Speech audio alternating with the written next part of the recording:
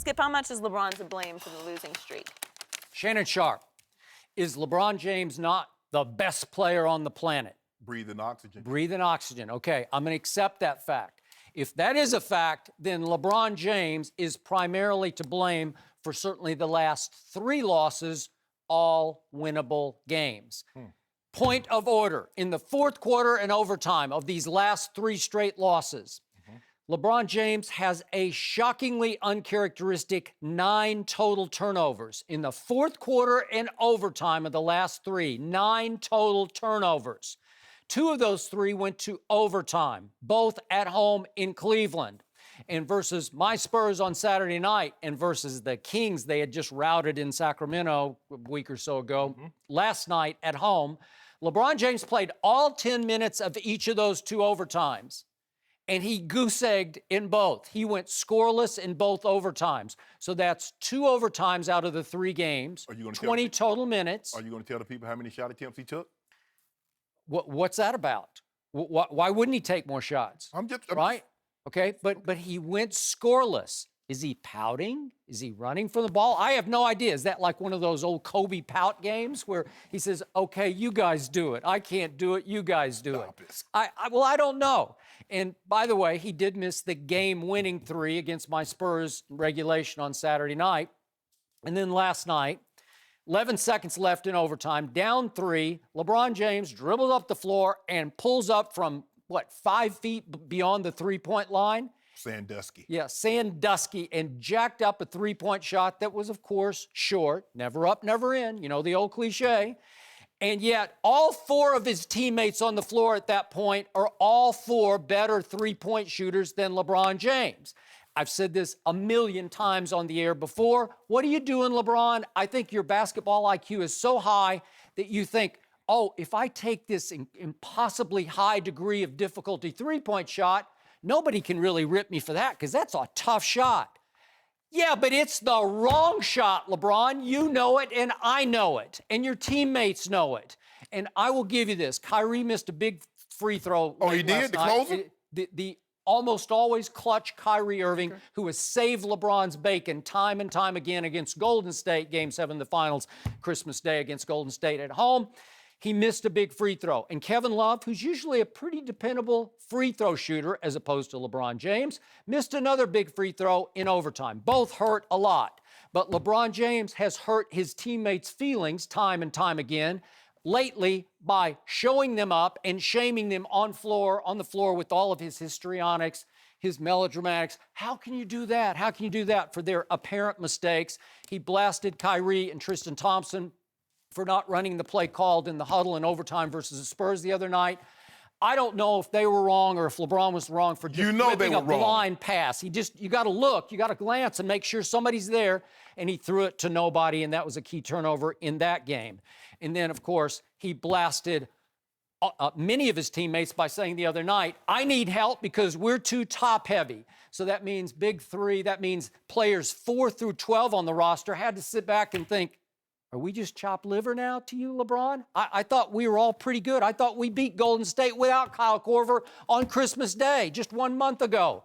But no, that's the kind of remark that's dangerous because it can create locker room dissension.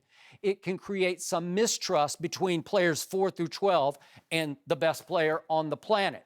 And I believe that primarily responsible for the last 3 losses is a LeBron James, the leader of the basketball team, who has fallen short now in leadership and in especially fourth quarter and overtime on-court performance. It starts and it ends with the quote-unquote king. So these last 3 games that you're saying that LeBron is at fault, he's basically averaging 26, 10, and 10. Biggest stat stuffer in the history of basketball. Give me the fourth quarter and overtime, and you got a case. Make his case. But you're making the argument that he goes out trying to stuff the stats. That's not what he's trying to do. He's trying to put his teammates in position to win. You do realize last night, Kevin Love had 3 turnovers before the Cavs scored a point. It goes miss, Kevin Love turnover. You mean at the start of the game? At the start of the game. Yeah, okay, but I'm talking about the finish of the game. I get you. I get it. You know what happened last night? They looked like a fractured basketball team right out of the box, and I'm with you on that. They looked like They had lost unity and energy. They looked like they didn't want to play together anymore. And I'm telling you, that starts and finishes with the leader of the team, because it looked joyless last night. It looked like they were just going through the motions, and that included Kyrie Irving, and that's really dangerous. But go ahead. The thing is, Skip, he's posted back-to-back triple-doubles for the first time since 2009. And what LeBron understands, and I know he understands this, but I don't know how many of the Cavaliers understand this. When you win the championship, you are the measuring stick. You are the barometer coming into the season. Everybody is going to measure where they are or where they need to be, how well they play against you. And right now, they're giving teams confidence early. 10-0, Sacramento's out. Remember last Monday night, they were down 10, 6 minutes into the ball game. So they're lollygagging around, giving these teams confidence. These teams are bad teams, because we saw also last night, OKC Thunder blew out the Pelicans without Anthony Davis. Although he played a while. He lasted a little while last night before he got hurt again. Yeah. Go ahead. And so right now they're playing with fire. They're turning the ball over entirely too much.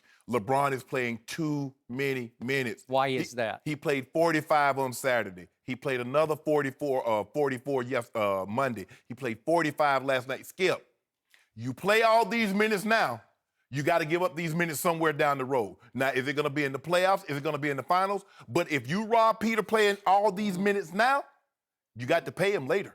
You got Paul, not Peter, but you got to pay somebody down the road, Skip. He's 32, and he's playing 45 and 44 and 45 minutes. Skip, he's not 24. He's not 27. He's 32. But that body has 35-year-old minutes on it, because you go to 6 straight finals. You sandwich in 2 Olympics in between all that. All the minutes that he's playing, Skip, they're going to come due at some point in time. And Cavaliers better hope they don't come due in the playoffs or the finals. Are you suggesting that in the 2 overtimes in 3 games, 20 minutes total, that he just ran out of gas? Is that why he went scoreless? It looked like, because the other night he only attempted 1 shot in overtime. A 3? Yes. Bad idea. Last night, I think he attempted 1 shot, if he attempted that. But here's the thing. If I'm LeBron, I might say, hey, Savannah, take the kids out of school. We about to go to Ocho Rios, so we go on a vacation for 2 weeks. I got to get my legs back. I got to get my body back. He took a break last year for about a week and went to Miami. He might need to take another. Skip, they're not playing very well. They're turning the football. They're turning the basketball over entirely too much. And they're not playing defense. 1 time they've held an opponent in the last 20 games to 99 or fewer points. 1 time, Skip. Why is that?